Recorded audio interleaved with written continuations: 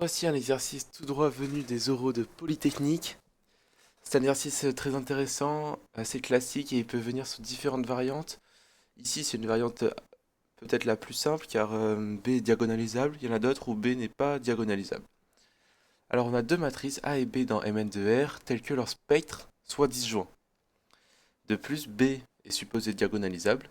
Et alors, nous devons montrer que pour tout C appartenant à Mn de R, il existe une unique matrice M telle que AM moins MB soit égal à C.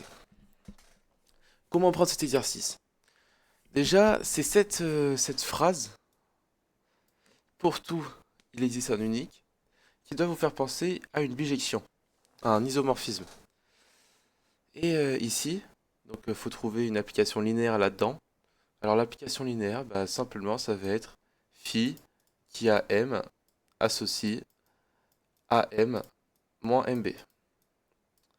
Donc ça, c'est bien linéaire. Ça se voit assez facilement parce que le produit est linéaire. Euh, on peut le vérifier très rapidement, mais phi de lambda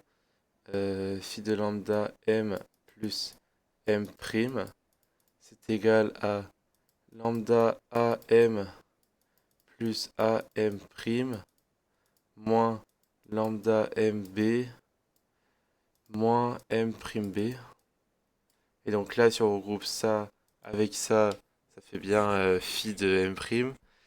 Et si on regroupe ça avec ça, ça fait bien lambda de phi de a. Lambda de phi de m, pardon. Donc phi est bien linéaire, et maintenant nous devons montrer que phi est une bijection. Donc phi qui est un... Donc pour l'instant on a que phi est un endomorphisme de Mn dans Mn. Donc il n'y a plus qu'à montrer que phi est injective. Alors, si on prend soit M appartenant à ker de phi.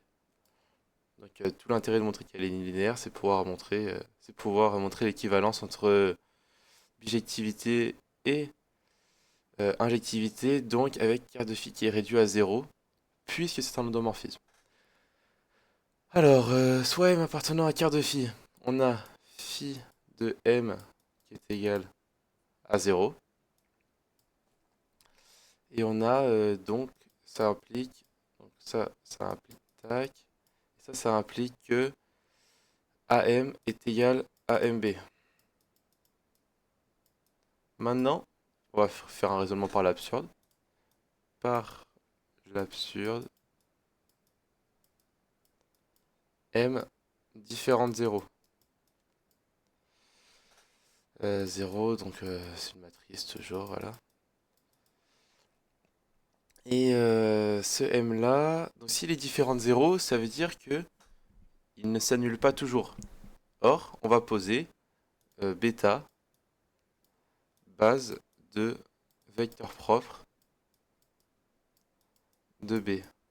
Alors cette base existe, car b est diagonalisable.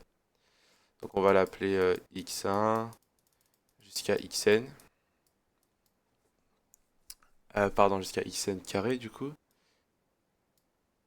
Non, jusqu'à xn, je dis n'importe quoi. Jusqu'à xn. Et...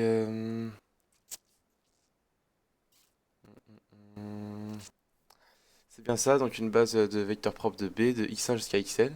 Et donc forcément, il existe, il existe un i appartenant à un n tel que m de xi soit différent de 0.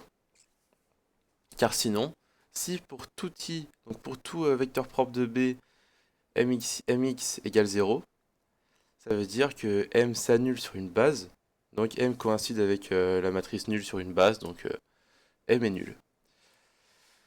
Nous avons donc, il existe, ça c'est très important, et maintenant nous allons pouvoir composer par xi sur cette expression-là, donc on va appeler étoile. Donc on a am xi qui est égal à mbxi. Et donc nous avons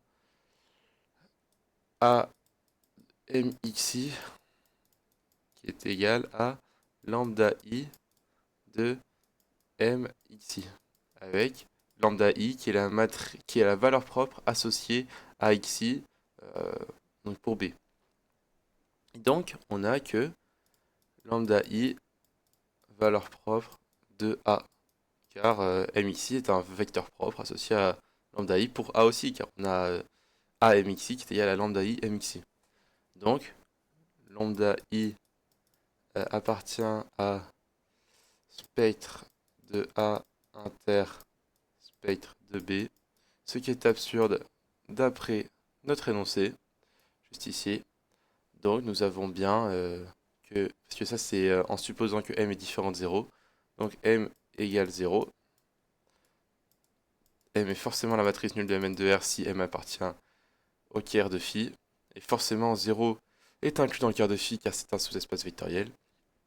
Donc nous avons Ker de phi qui est égal à 0, qui est égal à l'ensemble réduit à 0, et donc,